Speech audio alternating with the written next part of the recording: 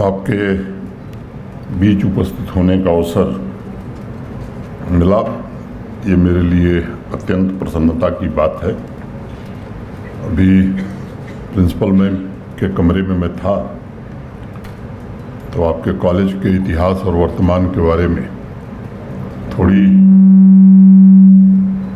जो चर्चा हुई उससे जानकारी मिली। मैं बात शुरू करूं इसके पहले आपके कॉलेज के संस्थापक सर श्री राम की पुण्य स्मृति को मैं प्रणाम करता हूं। उनके जीवन का मूल मंत्र मैं समझता हूं यही रहा होगा कि हम जो भी काम करें उसमें अपना सब कुछ समर्पित कर दें और उस समर्पण में किसी प्रकार का अहंकार नहीं बल्कि सेवा का भाव बना रहे। ये उनकी तपस्या और बाद के वर्षों में आपके टीचर्स और स्टूडेंट्स के परिश्रम का ही परिणाम रहा है कि 1926 की स्थापना के बाद से इस कॉलेज ने ढेर सारी उपलब्धियां हासिल की हैं, सफलता के अनेक शिखरों को छुआ है और राष्ट्र की सेवा के क्षेत्र में भी अनेक महान विभूतियों का निर्माण आपके कॉलेज ने किया है। तो कैसी विरासत के आप वाहक हैं जिसका योगदान राष्ट्र के निर्माण में सराहनीय रहा है। मैं समझता हूं कि उस लीगेसी को आप आगे भी निश्चित रूप से लेकर के जाएंगे। अनेक क्षेत्रों में टैलेंट की नर्सरी के रूप में भी आपको जाना जाता है। बेस्ट ऑफ द टैलेंट्स को दुनिया के दूसरे देशों को सप्लाई करने में भी आपका नाम है। मुझे लगता है कि उस पर कैसे विराम लग सकता है, इसको सोचने की जरूरत है। मैंने पढ़ाई बनारस हिंदू यूनिवर्सिटी से की, थोड़ा वास्ता उस समय छात्र राजनीति से भी रहा। मैं जो समझता हूं कि जो ये कालखंड है जिसमें आप हैं, मुझे लगता है कि जो सबसे बड़ी एक स्टूडेंट की ताकत होती है वो उसका आत्मविश्वास होता है, सेल्फ कॉन्फिडेंस होता है। हॉस्टल में हम लोग रहते थे, आज का ज़माना नहीं था, 10 रुपये जेब में होते थे तो हम समझते थे दुनिया के सबसे अमीर आदमी हम ही हैं और किसी राजा से अपने को कम नहीं समझते थे। एग्ज़ाम्स आते थे, थोड़ी तैयारी कम भी रहती थी तो लगता था जो भी होगा देखा जाएगा लेकिन अच्छा ही करेंगे।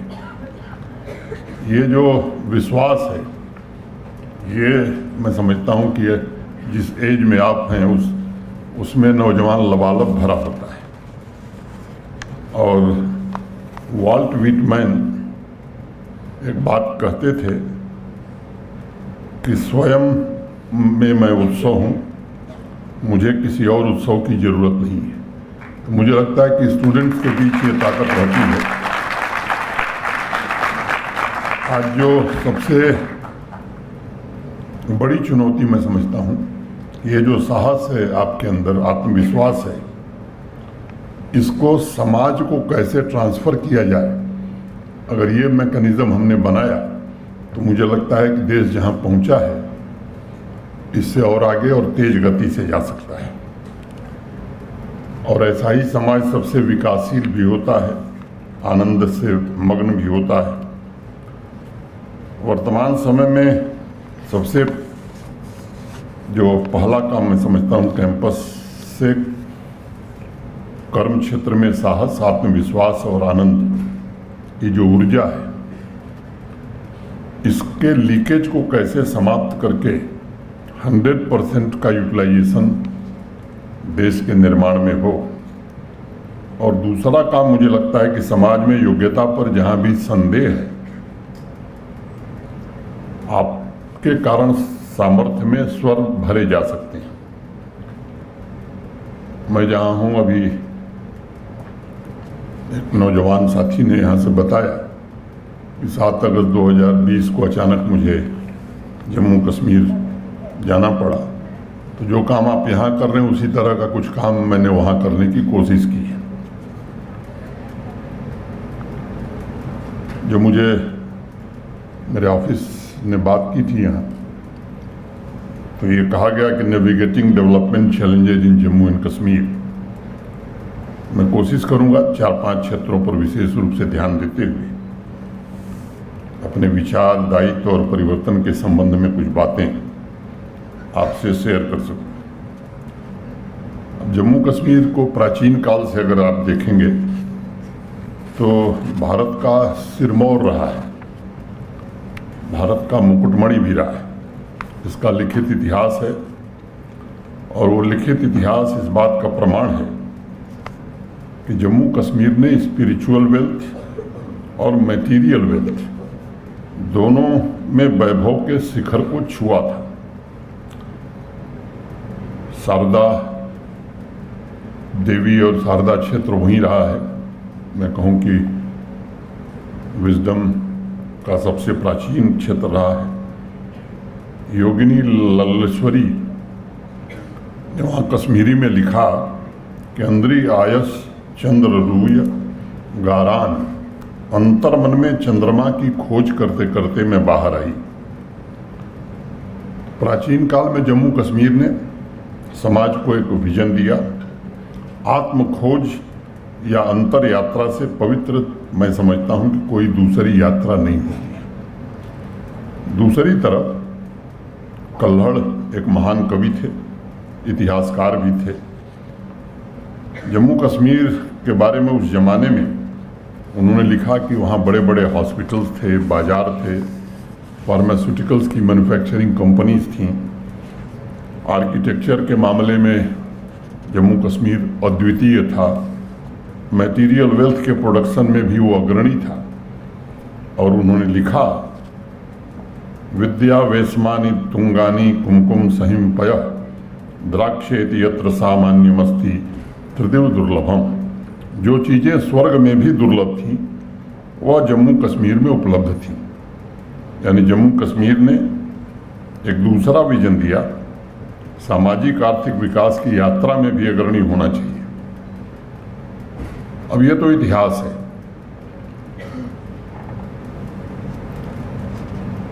तेरहवीं 14वीं शताब्दी में आप सब जानते हैं कि हम आक्रमण के शिकार हुए। विदेशी आक्रांताओं के अत्याचारों को देश को सहना पड़ा। अभी प्रिंसिपल मैम के कमरे में चर्चा हम लोग कर रहे थे कि एक समय था जब दुनिया के जीडीपी में हमारा कंट्रीब्यूशन 33% था। 1500 ईस्वी में वो 25% हो गया और 1950 में 1950 में 4% रह गया। पिछले कुछ वर्षों में देश ने एक लंबा रास्ता तय किया है और आज मोटे तौर पर IMF ने जो एक स्टडी की है उसमें कहा गया कि आज हमारा कंट्रीब्यूशन अप्रॉक्सीमेटली 15% के आसपास है। अब ये हमारे लिए संतोष का विषय नहीं हो सकता। अब विदेशी आक्रांताओं के अत्याचार के कारण, पराधीनता की वजह से स्वाभाविक रूप से समाज का आत्मविश्वास घटा। फिर ब्रिटिश राज आया। आप सब जानते हैं स्वतंत्रता के इतिहास को। 1947 में हमें आज़ादी मिली। देश के बाकी हिस्सों में से पराधीनता चली गई, लेकिन जम्मू कश्मीर को भारत से अलग रखने के लिए एक टेम्पररी प्रोविज़न का इंतज़ाम वहाँ कर दिया गया, जो 5 अगस्त 2019 को भारत की संसद ने उस टेम्पररी प्रोविज़न को अस्थायी रूप से समाप्त कर दिया गया।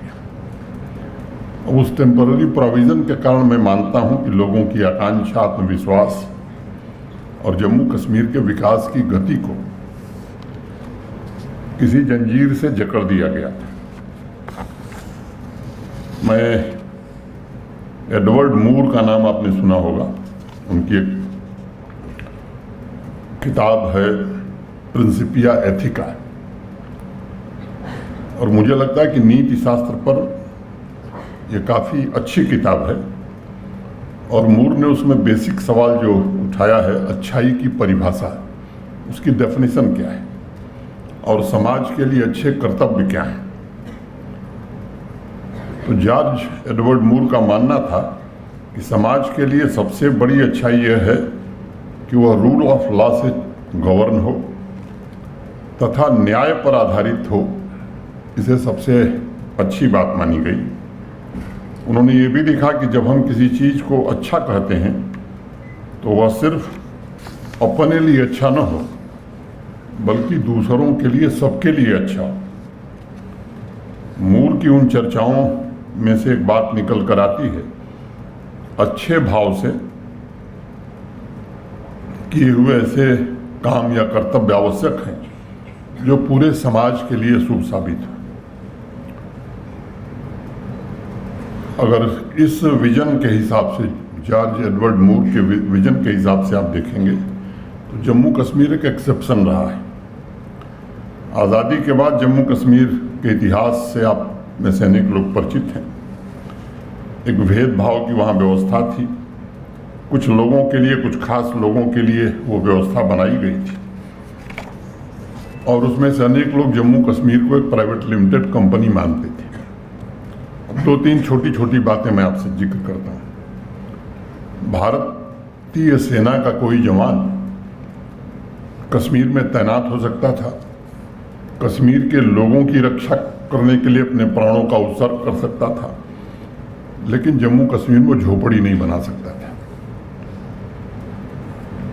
भारत के राष्ट्रपति फर्स्ट सिटीजन ऑफ इंडिया देश के किसी हिस्से में चाहे बस सकते हैं। 2019 के पहले जम्मू कश्मीर में बसने का अधिकार उनको नहीं था। भारत सरकार का ये कर्तव्य या दायित्व था कि जम्मू कश्मीर को हर साल डेवलपमेंट के लिए वो फंड मुहैया कराए।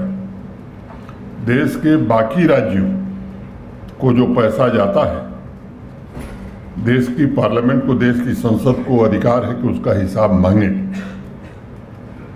सीएजी का दफ्तर उसकी जांच करे। लेकिन 2019 के पहले जम्मू कश्मीर को भारत सरकार जो पैसा देती थी उसका हिसाब देश की संसद नहीं मांग सकती थी, सीएजी उसकी जांच नहीं कर सकते थे। वो कहाँ खर्च हुआ, उसका क्या हुआ, ये पूरी तरह से इसकी आज़ादी थी उनको। जहाँ 70-72 सालों में देश के बाकी राज्य विकास के नए लक्ष्य तय कर रहे थे, वहीं जम्मू कश्मीर के लोगों के ख्वाबों पर जंजीरें जकड़ दी गई थी और धीरे धीरे ये जो प्रोविजंस थे वो परमानेंट बना दिए गए थे। अब मैं एक दूसरी बात का जिक्र करता हूँ। आप सब जानते हैं पीओजेके और वेस्ट पाकिस्तान से बड़े रिफ्यूजी आए देश में, देश के अनेक हिस्सों में बसे। वेस्ट पाकिस्तान से जो शरणार्थी आए थे उसमें से भारत के 2 प्रधानमंत्री हुए, डॉक्टर मनमोहन सिंह जी और इंद्र कुमार गुजराल जी। कुछ लोग जम्मू कश्मीर में बसे। अब जो जम्मू कश्मीर में बसे वो 2019 के पहले उनको वोट देने का भी अधिकार नहीं था।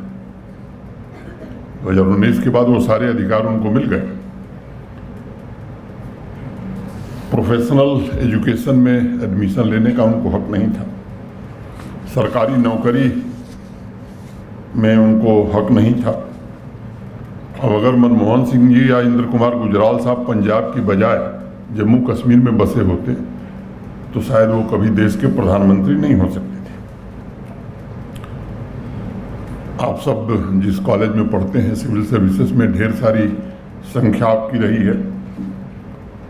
मैं जम्मू कश्मीर की एक बात बताता हूँ। 30 अगस्त 1968, 30 अगस्त 1968 देश के पूर्व प्रधानमंत्री श्री अटल बिहारी वाजपेयी का एक बड़ा ऐतिहासिक भाषण है। मैं आपसे आग्रह करूंगा कि उसको देखिए। मेरे पास समय नहीं कि उसको मैं पूरा, उस भाषण में वो कहते हैं कि जम्मू कश्मीर में ऐसे 25 आईएएस और आईपीएस बनाए गए थे जो मैट्रिक पास थे और देश की संसद में वाजपेयी जी जैसा व्यक्ति जो बात कर रहा है उसकी ऑथेंटिसिटी पर मुझे लगता है किसी को संदेह नहीं हो सकता है। और एक उसमें ऐसा था जिसकी क्वालिफिकेशन ये थी कि वो क्रिमिनल था। जिस भी बड़े आतंकवादी का नाम आप जानते हैं, उसके परिवार का कोई न कोई सदस्य जम्मू कश्मीर प्रशासन में काम कर रहा था। 56 लोगों को मैं निकाल चुका हूं। ये प्रक्रिया भी आगे और तेज गति से चलने वाली है। सामान्य नागरिकों के साथ जो भेदभाव था, और वहाँ की कोई बच्ची जम्मू कश्मीर की अगर उसने शादी दूसरे राज्य में कर लिया तो एक सम्मानित नागरिक के जो अधिकार हैं वो सब कुछ खो देती थी। वहाँ के जो हमारे अनुसूचित वर्ग के भाई हैं या जो स्वीपर्स हैं, इनको वो सारे अधिकार नहीं थे। पंजाब से लोग लाए गए सफाई कर्मी के रूप में, लेकिन उन्हें एक सम्मानजनक नागरिक का अधिकार नहीं दिया गया। तो एक भेदभाव का सिलसिला था। अब 5 अगस्त के बाद देश की संसद ने जो भी कानून बनाए हैं, अब वो जम्मू कश्मीर में भी लागू हो गए हैं। कुछ चंद लोग, कुछ मुट्ठी भर लोगों के हाथ में पूरा इकोसिस्टम था। गुनाहों की फहरिस्त बड़ी लंबी है। जर्मन के एक विचारक थे, गोएथे, उन्होंने एक बात कही थी, and I quote, it is very easy to rule but difficult to govern. कुछ लोगों ने जमींदारी की तरह जम्मू कश्मीर को रूल किया है, और जो गुड गवर्नेंस के पैरामीटर्स हैं, एलिमेंट्स हैं, चाहे वो ट्रांसपेरेंसी हो, अकाउंटेबिलिटी हो, पीपल पार्टिसिपेशन हो, रूल ऑफ लॉ हो, इक्वलिटी हो, इनके लिए कोई जगह ही नहीं थी। और इसीलिए मैं बार बार कहता हूं कि 5 अगस्त 2019 वहाँ के इतिहास की बड़ी महत्वपूर्ण तारीख रही है। और उसके बाद मैं अगर संख्या के हिसाब से जोड़ता हूं तो 1.25 करोड़ से ज़्यादा वहाँ के नागरिकों को अधिकार मिले हैं, चाहे वो वहाँ के आदिवासी हों, गुजर, बकरवाल, गद्दी, सिप्पी, हीना, या पहाड़ी ट्राइब्स हों जिनको आरक्षण मिला है, पिछड़े वर्ग के लोग हों, अनुसूचित वर्ग के लोग हों, आधी आबादी हमारी महिलाएं या बहनें हों। 90 के दशक में जो पीड़ा कश्मीरी माइग्रेंट्स ने झेली, इन सब लोगों की तकलीफों में काफ़ी कमी आई है। और वैसे रिसोर्सेज के मायने में जब मैं देखता हूँ तो जम्मू कश्मीर बड़ा रिच रहा है। आप देखें तो देश का लगभग 2/3 एप्पल वहीं पैदा होता है। एलमंड हो, चेरी हो, स्ट्रॉबेरी हो, वॉलनट हो, सैफरन हो, अनेक चीज़ों का मैं जिक्र कर सकता हूँ। मैडम अभी लैंड लॉज का जिक्र हमसे कर रही थी। मुझे एक घटना याद आती है और मैं वो कभी कभी जिक्र करता हूँ कि अगर महाभारत के काल में लैंड डिजिटाइज रही होती तो शायद 5 ही गांव मांगा था पांडवों ने, तो महाभारत हुआ तो उसमें जमीन बहुत बड़ा कारक था। एक उत्तर प्रदेश में रायबरेली के थे, नाम है श्रीलाल शुक्ल, उनका एक बड़ा प्रसिद्ध उपन्यास है राग दरबारी, शायद आप में किसी ने पढ़ा होगा। उसमें एक पात्र है लंगड़। लंगड़ मतलब इसका पैर खराब। तो वो पात्र, उसका एक पैर खराब था, उसको लैंड रिकॉर्ड की ज़रूरत थी और वो दौड़ना शुरू किया। दौड़ते दौड़ते लगा कि दूसरा पैर भी उसका खराब हो जाएगा, फिर उसने छोड़ दिया। लगभग वही स्थिति जम्मू कश्मीर की थी। एक 200-250 लोग थे जो लैंड रिकॉर्ड के जानकार थे। स्वाभाविक रूप से लैंड लॉ जो थे बड़े रिग्रेसिव थे। मैं 2-3 का जिक्र करूँगा। अब वहाँ की सारी ज़मीन डिजिटाइज कर दी गई है और हर ज़मीन मालिक को हिंदी, अंग्रेजी और उर्दू 3 भाषाओं में पासबुक उपलब्ध करा दी गई है। तो वो राज खत्म हो गया। हाई डेंसिटी प्लांटेशन, जिसके पास 4 कैनाल, मैंने 8 कैनाल का 1 एकड़ होता है, 4 कैनाल से कम जमीन है, वो हाई डेंसिटी प्लांटेशन नहीं कर सकता है। अगर आर्चर्ड आपको बगीचा लगाना है तो उसके लिए भी रेवेन्यू मिनिस्टर की परमिशन लगती थी और काटना है तो उसके लिए भी लगती थी। ऐसे अनेक कानूनों को बदला गया। एग्रीकल्चर और एलाइड सेक्टर, मैं समझता हूं कि जम्मू कश्मीर की 70% आबादी इससे जुड़ी हुई है। एलाइड सेक्टर में सब कुछ आ जाएगा, हार्टिकल्चर है, डेयरी है, फिशरीज है, सेरिकल्चर है। और मोटे तौर पर मैं समझता हूं कि अगर इस सेक्टर में बड़ा रिफॉर्म आ जाए तो बड़ा परिवर्तन जम्मू कश्मीर में हो सकता है। आजकल देश में हमारे बड़े विशेषज्ञ हैं, तो देश भर के अनेक ऐसे लोगों को इकट्ठा करके उनसे हमने अनुरोध किया था कि एक होलिस्टिक एग्रीकल्चर डेवलपमेंट प्लान हमें बनाने की ज़रूरत है, जिससे 4-5 वर्षों में 13 लाख परिवार हैं, इनके जीवन को बदला जा सके। और वो लोगों ने मेहनत किया। हमारी दोनों एग्रीकल्चर यूनिवर्सिटी के वाइस चांसलर और फैकल्टी मेंबर्स, हमारे एग्रीकल्चर और लाइन डिपार्टमेंट के सब ऑफिसर्स, सब ने मेहनत करके वो प्लान बनाया। वो प्लान अंडर इम्प्लीमेंटेशन है, 5 साल का प्लान है। अभी जो हमारा कंट्रीब्यूशन है जम्मू कश्मीर की जीडीपी को, उसमें 1 साल तो हम पूरा करने जा रहे हैं, 4 साल बाद वो कंट्रीब्यूशन 2.5 गुना ज़्यादा बढ़ जाएगा। जो प्रोडक्शन हमारा है नीश प्रोडक्ट्स का, जैसे एप्पल का नाम मैंने लिया, अब ये प्रोडक्शन हमारा 2.5 गुना बढ़ जाएगा। 2019 में जम्मू कश्मीर एग्रीकल्चर इनकम में देश में 11वें नंबर पर था, अभी 5वें नंबर पर है। और मैं आपके इस सभागार में एक बात कहना चाहता हूँ कि होलिस्टिक एग्रीकल्चर डेवलपमेंट प्लान के इम्प्लीमेंटेशन के बाद देश के सबसे अधिक आमदनी वाले राज्यों 3 राज्यों में जम्मू कश्मीर जरूर रहेगा। इस दृष्टि से 29 प्रोजेक्ट्स हैं, उनको ज़मीन पर हम लागू करने की कोशिश कर रहे हैं। एग्री इंटरप्रेन्योर्स कैसे पैदा हो सकते हैं, और विशेष रूप से जो मार्जिनल फार्मर, ये 2.62 लाख फैमिलीज हैं, उनकी आमदनी को कैसे हम, मिल्क डेफिसिट में हम थे, मिल्क सरप्लस हो गए, मीट हम इंपोर्ट करते हैं बड़ी संख्या में, फॉडर की हमारे पास कमी है, इन सब चीज़ों का समाधान उसमें रखा गया है। मैं एक उदाहरण दे के बात आगे बढ़ूंगा। कश्मीर वैली में एक ही फसल होती थी। अभी पिछले साल से इसी HADP के होलिस्टिक एग्रीकल्चर डेवलपमेंट प्लान के अंतर्गत सरसों की, मस्टर्ड की पहली बार खेती हुई पिछले साल। तो वहाँ के लोगों ने उसको येलो रिवोल्यूशन का नाम दे दिया, पीली क्रांति। और जब आप में से अगर कोई गया होगा तो आपने देखा वो बड़ा खूबसूरत लगता था, पूरी वैली में पीले फूल दिखाई पड़ते थे। अब कई लोग इसको इस दृष्टि से समझ सकते हैं कि ये मस्टर्ड से मस्टर्ड ऑयल निकलेगा, एडिबल ऑयल की कमी दूर होगी, जो डेफिसिट थी वहाँ।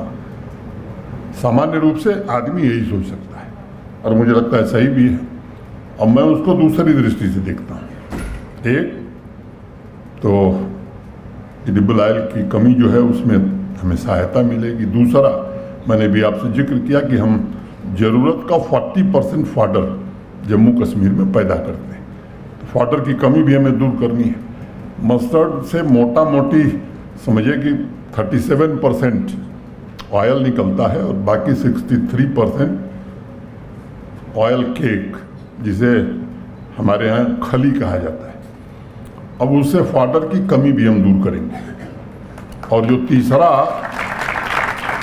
सबसे बड़ा लाभ है, मस्टर्ड के कारण मधुमक्खियां हमारी 30-35 दिन पहले वैली में आ गई, तो जो बी कीपिंग और हनी का काम कर रहे हैं, उनकी आमदनी पिछले साल की तुलना में, 1 साल पहले की तुलना में 17%, 17% की ग्रोथ हो गई।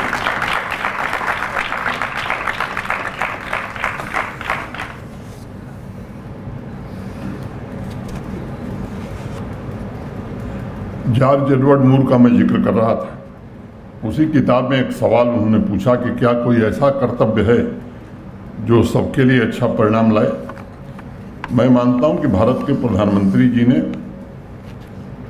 अभी जो नीतियां बनाई हैं, खासतौर से भारत सरकार के सहयोग से हमने जो new industrial scheme Jammu Kashmir के लिए बनी है। मैं आप सब कॉमर्स और मैनेजमेंट के स्टूडेंट हैं, मैं आपसे आग्रह करूंगा कि एक बार वेबसाइट पर जाकर के उसे पढ़िए। देश में सबसे ज़्यादा इंसेंटिव देने वाली कोई जगह है इंडस्ट्री के लिए तो वो जम्मू कश्मीर है। 47 से लेकर के 2021 तक प्राइवेट सेक्टर का इन्वेस्टमेंट हमारे यहाँ 14,000 करोड़ आया था, 14,000 करोड़। इस स्कीम के कारण आज हमारे पास 92,000 करोड़ से ज़्यादा के प्रपोजल आए हैं। मोटे तौर पर आज की डेट में 17-18 हज़ार करोड़ के काम ज़मीन पर हो रहे हैं।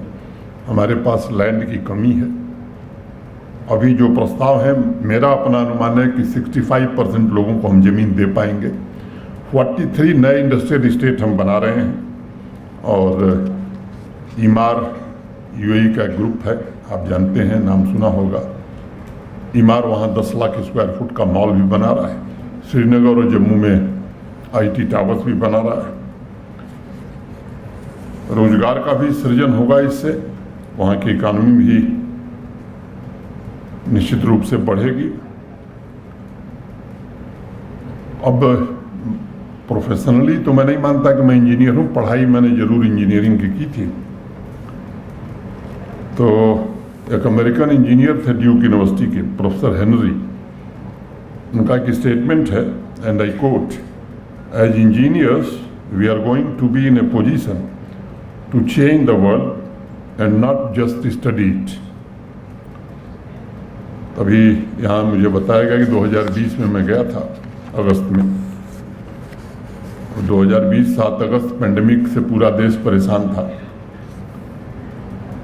मैं एक तथ्य आपको बताना चाहता हूँ कि जब मैं गया था तो जम्मू कश्मीर की ऑक्सीजन जनरेशन कैपेसिटी 14,000 LPM थी। सेकेंड वेव जब आई तो दिल्ली जैसी जगह में भी लोगों को ऑक्सीजन बेड नहीं मिलते थे। और मैं आपके बीच ये बात कह रहा हूँ कि सेकेंड वेव में शायद कोई व्यक्ति हो, कोई ऐसा मरीज जिसको हम ऑक्सीजन बेड नहीं दे सके। हमारी क्षमता 14,000 LPM से बढ़ करके 50,000 LPM से ज़्यादा हो गई थी और आज लगभग 1.5 लाख LPM है। मुंबई हाई कोर्ट का एक ऑब्जर्वेशन मैं जरूर आपको बताना चाहता हूँ। उस समय मुंबई हाई कोर्ट ने महाराष्ट्र की सरकार को कहा कि कोविड मैनेजमेंट के बारे में जम्मू कश्मीर से सबक लेना चाहिए, चाहे वो वैक्सीनेशन हो या अरेंजमेंट या उनका मैनेजमेंट हो। मैं वहाँ के अपने साथियों का भी आभारी हूँ जिन्होंने मेहनत करके इस काम को किया है। हेल्थ के जो पैरामीटर्स हैं, आज मैं आपसे कहना चाहता हूँ कि हर पैरामीटर में we are much ahead of national average. ये सच है। उसमें माननीय प्रधानमंत्री जी के कारण 2 एम्स वहाँ, जम्मू का एम्स फंक्शनल हो गया। अवंतीपुरा श्रीनगर के पास वो एम्स अगले साल फंक्शनल हो जाएगा। 7 नए मेडिकल कॉलेज मिले हैं, 2 कैंसर इंस्टीट्यूट मिले हैं, बोन एंड जॉइंट हॉस्पिटल बना है, ढेर सारे हेल्थ एंड वेलनेस सेंटर बने हैं। तो मुझे लगता है कि इसके कारण हमें काफ़ी सुविधा मिली है। और एक बात मैं समझता हूँ कि कोई भी प्रशासन जब पॉलिसी बनावे तो मुझे लगता है कि वो महज कागज का टुकड़ा नहीं होना चाहिए। भावनाएं हों, लोगों की संवेदनाएं हों, लोगों के सपने अगर शामिल हैं तो मुझे लगता है वो पॉलिसी अच्छी होती है। और मैंने कोशिश की है कि आम आदमी के हित में पॉलिसी बने, और ये पॉलिसी बिना उनसे इंटरेक्शन के नहीं बन सकती। उनकी ज़रूरतों को बिना समझे नहीं बनाई जा सकती। उनके इनपुट के बिना अगर आप बनाएंगे तो वो कागज में ही रह जाएगी। कानून के बड़े एक्सपर्ट थे जस्टिस लुई ब्रेंडाई। उन्होंने कभी कहा था, and I coat, the most important public official is a common man. और मेरे लिए ये प्रेरक वाक्य है। लोगों की दिक्कतें, लोगों की ज़रूरतें समझना और ऊपर से कोई पॉलिसी बना के थोपना, मुझे लगता है कि उससे बेहतर आम आदमी को स्टेक होल्डर अगर बनाया जाए उसकी राय से, जनभागीदारी से अगर डेवलपमेंट के कामों को अंजाम दिया जाए तो परिणाम बेहतर आते हैं। 2 नए काम शुरू हुए थे। एक नया डिपार्टमेंट वहाँ बना था, मिशन यूथ। 30-31 अक्टूबर को जिनको मैं जानता था, जिनको नहीं जानता था, ऐसे अनेक लोग जो एकेडमिया से थे, इंडस्ट्री में काम करते थे, सोशल सेक्टर में काम करते थे, अनेक यंगस्टर्स भी थे। 2 दिन की चर्चा के बाद ये एक नया डिपार्टमेंट बना और जो उसमें स्कीम्स बनी, मैं मैडम को बता रहा था कि उसमें सरकारी अफसरों ने नहीं, आप जैसे नौजवानों ने स्कीम बनाई है जो ट्रेनिंग के लिए हमारे पास आते थे। मुमकिन, परवाज, राइज टुगेदर, अनेक ऐसी स्कीमें हम नौजवान बच्चों और बच्चियों के लिए चला रहे हैं। एक दूसरा प्रयोग हमने किया था बैक टू विलेज। हमारे सीनियर ऑफिसर्स हर गांव में जाते हैं, सोशल सिक्योरिटी की स्कीम्स का सैचुरेशन हुआ कि नहीं हुआ, वहाँ का इंफ्रास्ट्रक्चर बना कि नहीं बना, और उसमें एक कार्यक्रम हम और करते हैं। अभी जो लास्ट किया था बैक टू विलेज 4, हर पंचायत में 15 ऐसे यूथ को आइडेंटिफाई करना जो खुद का कुछ करना चाहता है, क्योंकि सरकारी नौकरी का जिक्र मैं आगे करूंगा, क्योंकि इतनी सरकारी नौकरियां नहीं है, खुद का कुछ करना चाहते हैं। आप सबको मालूम है कि प्रधानमंत्री मुद्रा योजना में 10 लाख का लोन बिना किसी कोलेटरल के मिल जाता है। अभी जो बैक टू विलेज 4 हमने ख़त्म किया था, हमारे यहाँ 4295 4295 पंचायतें हैं। 24 जनवरी को 92,500 लोगों को 1386 करोड़ रुपए की आर्थिक सहायता बैंकों से दी गई और ये हर साल का अनवरत चलने वाला कार्यक्रम है। जब मैं नया पहुंचा था, 2-3 दिन बाद फोन आया कि एक मेरे परिचित हैं, 5 साल पहले जम्मू कश्मीर में उन्होंने कुछ काम किया था, उनका भुगतान पेमेंट नहीं हो रहा है।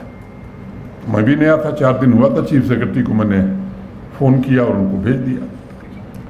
अब ये रेगुलर प्रैक्टिस बन गई, 2-4 दिन पर कोई न कोई फ़ोन आता था। मैं कहा है मामला क्या, तो थोड़ा मैं तह में गया, गहराई में गया, जानने की कोशिश की, तो पता लगा कि न इनका एडमिनिस्ट्रेटिव अप्रूवल है, न फाइनेंशियल सैंक्शन है, न कोई टेंडर हुआ है।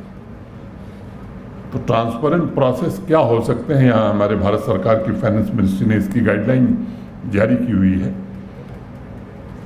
तो उसको पूरी तरह से लागू कर दिया गया। बीम्स हो या फाइनेंस के जितने भी सर्कुलर्स हैं, अब कोई काम बिना एडमिनिस्ट्रेटिव अप्रूवल के, फाइनेंशियल सैंक्शन के और बिना ई टेंडर के पिछले 4 साल में एक भी काम जम्मू कश्मीर में नहीं हुआ है।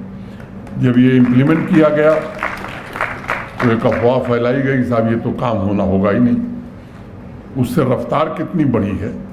2018-19 में प्रोजेक्ट पूरे होते थे 9,229 और अभी जो फाइनेंशियल ईयर हमारा पूरा हुआ इसमें प्रोजेक्ट पूरे हुए हैं 92,500 और इस साल 1 लाख से ज़्यादा पूरे हैं।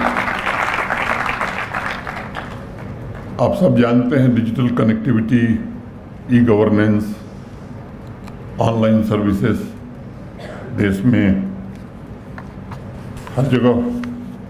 जब मैं पहुंचा था तो वहाँ 60 ऑनलाइन सर्विसेज थी। आज 1117 ऑनलाइन सर्विसेज दे करके देश में जम्मू कश्मीर नंबर 1 है, मध्य प्रदेश दूसरे नंबर पर चला गया। 2 से 3 लाख ऑनलाइन ट्रांजैक्शन होते थे। पिछले साल 74 करोड़ 42 लाख ई ट्रांजैक्शन वहाँ रिकॉर्ड किए गए, यानी प्रतिदिन औसत अगर आप निकालेंगे तो 20 लाख डिजिटल ट्रांजैक्शन पिछले साल रोज हो रहे थे। उन चुनिंदा राज्यों में हम शामिल हैं जहाँ से अब ऑफलाइन सर्विसेज मोटा मोटी खत्म हो गई हैं। पब्लिक सर्विस गारंटी एक्ट की जो सर्विसेज हैं मोस्टली हमने उसको ऑटो एस्केलेशन मोड पर डाल दिया है। इसका अर्थ ये हुआ कि अगर आपको इनकम सर्टिफिकेट लेना है और पब्लिक सर्विस गारंटी एक्ट में उसकी समय सीमा 15 दिन है, तहसीलदार साहब को देना है, आपने अप्लाई कर दिया, तो अगर 15 दिन में आपको नहीं मिला तो 16वें दिन ऑटोमेटिकली एस्केलेट करके वो एसडीएम साहब के पास चला जाएगा, और जैसे वो एस्केलेट करके एसडीएम साहब के पास जाएगा तो इन पर 250 रुपये की पेनाल्टी तो तुरंत लग जाएगी, एडमिनिस्ट्रेटिव एक्शन भी हो सकता है। तो ये स्वाभाविक है कि उसके खिलाफ एडमिनिस्ट्रेटिव एक्शन होना, इसकी संभावना बड़ी कम है। लेकिन 250 उनकी तनख्वाह से निकल गया उस दिन, इसको कोई बचा नहीं सकता है। ऐसे 899 लोगों की तनख्वाह में से पैसे कट गए हैं, तो मुझे लगता है कि ये सर्विसेज सामान्य रूप से अब लोगों को समय सीमा के भीतर मिलने लगी। रैस रैपिड असेसमेंट सिस्टम से भी जुड़ा हुआ है, ताकि लोग अपना फीडबैक दे सकें कि सर्विसेज की रेटिंग क्या है, अप्रूवल रेटिंग क्या है। मुझे बताते हुए खुशी है कि 82% से ज़्यादा हमारी रेटिंग हम कोशिश कर रहे हैं। अभी IIT, IIM और एम्स ने मिल करके एक स्टडी की थी, आपकी वाइस प्रिंसिपल साहब उसमें गई हुई थी, सुदूर डोडा और किश्तवाड़ गई थी, ऐसी जगह जहां लोग जाने। अभी आपसे मैं चर्चा कर रहा था। एक तीसरा बड़ा सेक्टर है टूरिज्म वहाँ का, तो सारे रिकॉर्ड टूट गए। पिछले साल 2 करोड़ 12 लाख लोग आए, उसके पहले 1 करोड़ 88 लाख लोग आए। फॉरेन टूरिस्ट की संख्या में G20 के आयोजन के बाद 2.5 गुना से ज़्यादा वृद्धि हो गई। और मैं समझता हूं कि जो रेगुलर मेरा काम है उसमें एक काम नया जुड़ गया है। राजनीतिक या सामाजिक जीवन में काम करने के कारण जिन लोगों से पुराना संपर्क है, तो एक काम और है कि लोग फ़ोन कर देंगे, साहब कार्यक्रम बना लिया है आने का, लेकिन जगह ही नहीं मिल रही होटल में, ज़रा मुझे जगह दिलानी है। मैं जानता हूँ कमरों की कमी है, होटल की कमी है, और होटल बने इसके प्रयत्न शुरू हुए हैं। कुछ गवर्नमेंट प्रॉपर्टीज़ थी, जैसे सेंटूर एक होटल है श्रीनगर में, डल लेक के किनारे है, वो डिसइन्वेस्टमेंट के अंतिम चरण में है। इस तरह की जो प्रॉपर्टीज़ थी Jammu Kashmir tourism development corporation के पास, उनको हम डिसइन्वेस्ट कर रहे हैं, क्योंकि सरकार होटल चलाए, मैं समझता हूँ अब ज़रूरत नहीं है। जब आज़ादी मिली थी तब ज़रूरत थी, अब ये सब काम सरकार को जो काम करना है वही करे। होटल चलाने के लिए बहुत लोग हैं, उनको होटल चलाना चाहिए।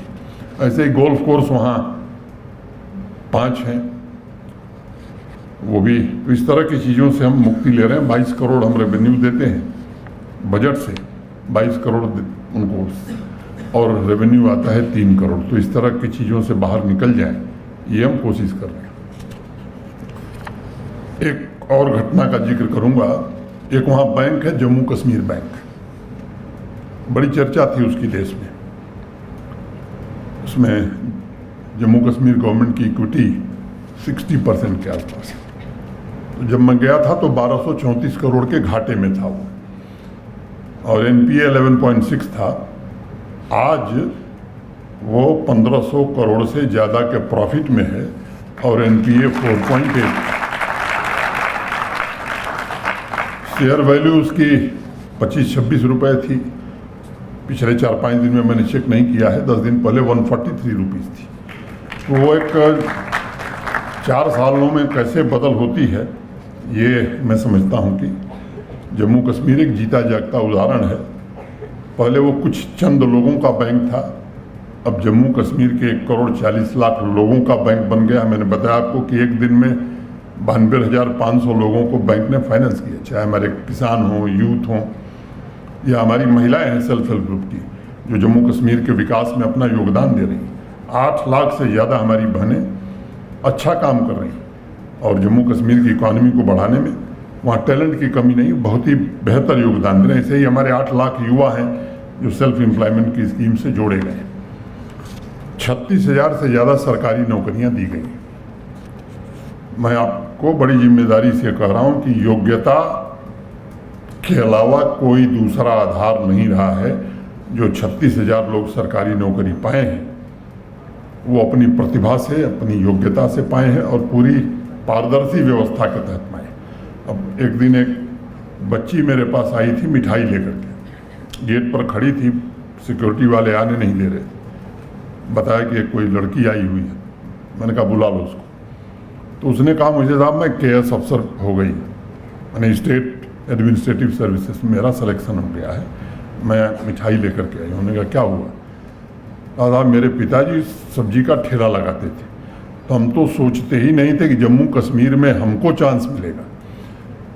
पहले वो नौकरियां दूसरे हिसाब से मिलती थी, अब योग्यता के अलावा कोई दूसरा आधार नहीं है जम्मू कश्मीर में नौकरी पाने।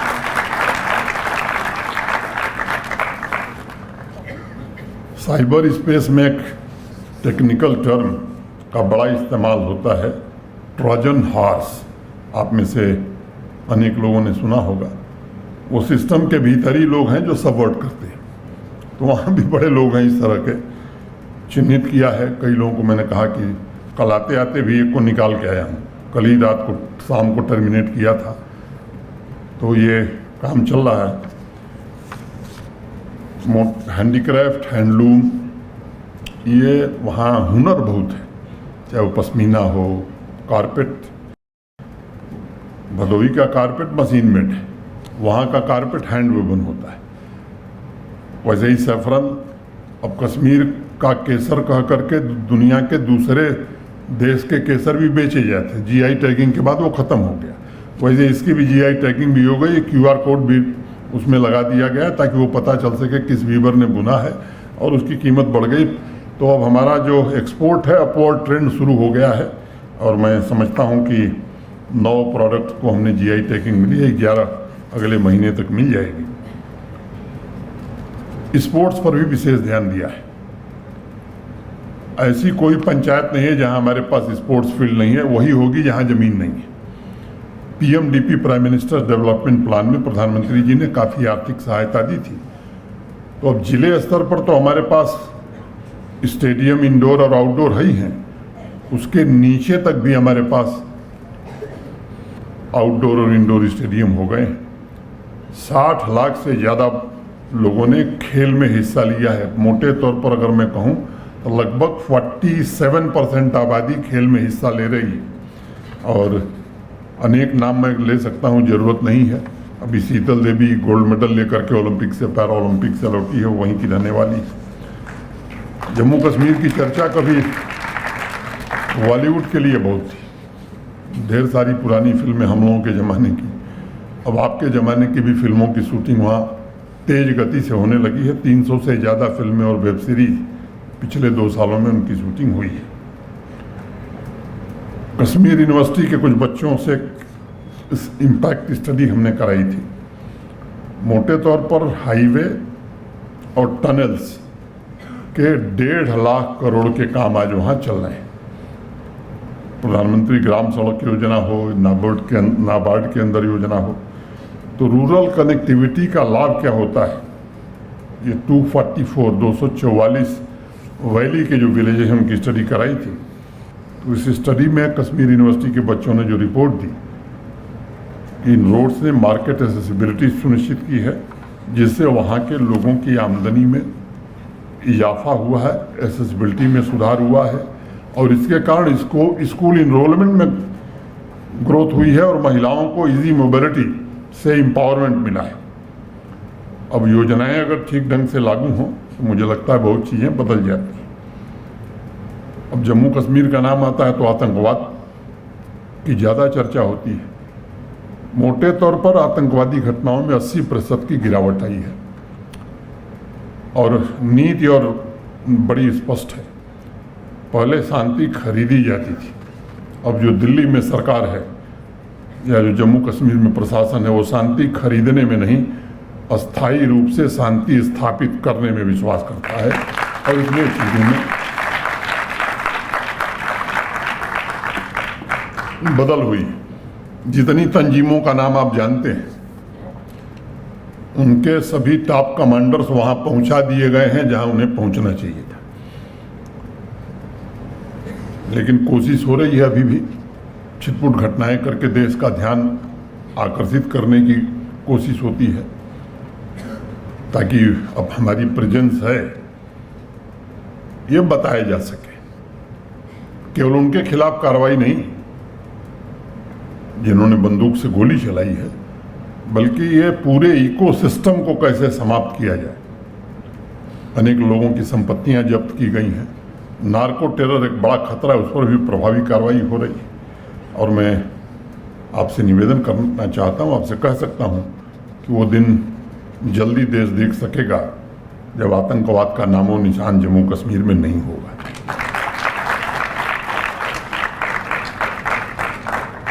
Smart city project urban transformation का एक जीता जागता नमूना श्रीनगर शहर हो गया है। जब G20 की बैठक थी, थोड़ा कोशिश हम लोग कर रहे थे। कई लोग ऐसा कहते हैं कि 35-40 वर्षों में ऐसा खूबसूरत श्रीनगर हमने देखा नहीं था। और पोलो व्यू एक नया मार्केट बना है, पेडेस्ट्रियन मार्केट बना है। खान मार्केट से ज़्यादा चर्चा उसकी अब हो रही है। और 31 दिसंबर को लाल चौक पर कुछ नौजवानों ने जो वीडियो बनाया था, मुझे लगता सबसे ज़्यादा वायरल वीडियो न्यू ईयर पर श्रीनगर के लाल चौक का ही हुआ। वो झेलम रिवर फ्रंट हो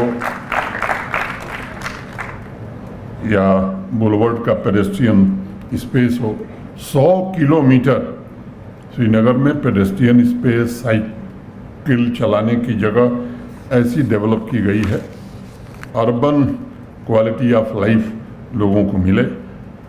और वहाँ की इकोलॉजी पर भी विशेष ध्यान रखा गया है। मोटे तौर पर 4-5 सेक्टर्स का मैंने जिक्र किया। पत्थरबाजी अब इतिहास की बात हो गई। वो पत्थरबाज कहाँ चले गए पता नहीं।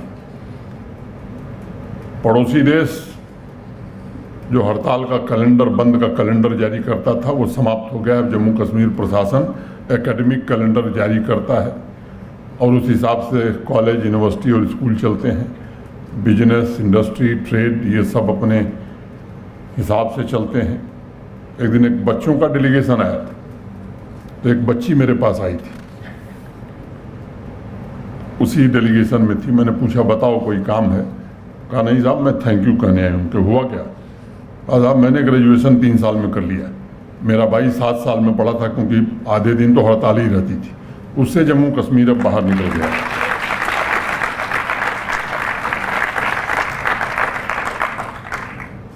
मैं ये मानता हूँ कि जम्मू कश्मीर के युवाओं की जैसी आकांक्षा और जैसे सपने उनके मन में पनप रहे हैं, जो टैलेंट उनके पास है, निश्चित रूप से आने वाले दिनों में जम्मू कश्मीर देश के बाकी राज्यों के बराबर ही नहीं खड़ा होगा, आगे निकलेगा। अभी मेरी माटी मेरा देश का एक कार्यक्रम हुआ था, आप में से अनेक लोगों ने सुना होगा। तो कर्तव्य पथ पर 1% आबादी है जम्मू कश्मीर की। प्रधानमंत्री जी ने पहला पुरस्कार जम्मू कश्मीर को दिया, ये मैं आपको बताना चाहता हूँ। अनेक इस तरह के कार्यक्रम आज़ादी के अमृत महोत्सव में जो हुए हैं, जिन जगहों को आप दूसरी वजह से जानते, सोपैया, पुलवामा, इनका जिक्र दूसरे कारणों से होता था। अब वहाँ 8,000 10,000 नौजवान तिरंगा लेकर के भारत माता की जय का नारा लगा रहा है। ये मैं समझता हूँ कि ये बड़ा बदलाव है।